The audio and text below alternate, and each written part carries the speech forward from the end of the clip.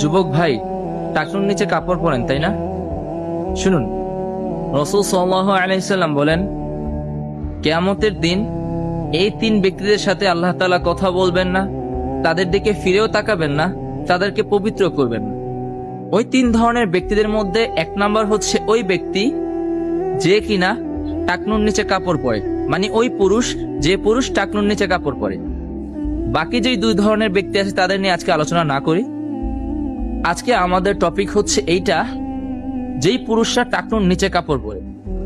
রাসূল সাল্লাল্লাহু আলাইহি সাল্লাম এত কঠিন করে বলেছেন যে টাকনুর নিচে কাপড় পরাটা এত বড় একটা অপরাধ যে ওই ব্যক্তিদের সাথে আল্লাহ তাআলা কথাও বলবেন না, তাদের দিকে তাকাবেন না, তাদেরকে পবিত্র করবে না।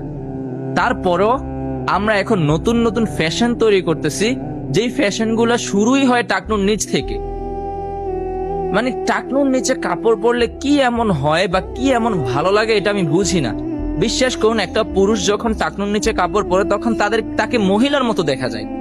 কেন আপনি টাকনুর নিচে কাপড় পরবেন? রাসূল সাল্লাল্লাহু আলাইহি সাল্লাম যে নিষেধ করেছেন সেটা কি আপনার গায়ে লাগে না?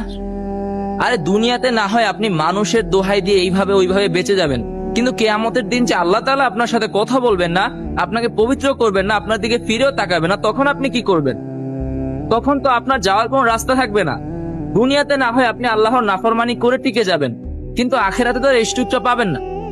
ভাই, টাকনুর নিচে কাপড় পরা বন্ধ করুন, রাসূল সাল্লাল্লাহু আলাইহি সাল্লামের কথা মানুন, টাকনুর উপরে কাপড় পরা শুরু করুন। আল্লাহ পাক আমাদেরকে বুঝার তৌফিক দান করুন।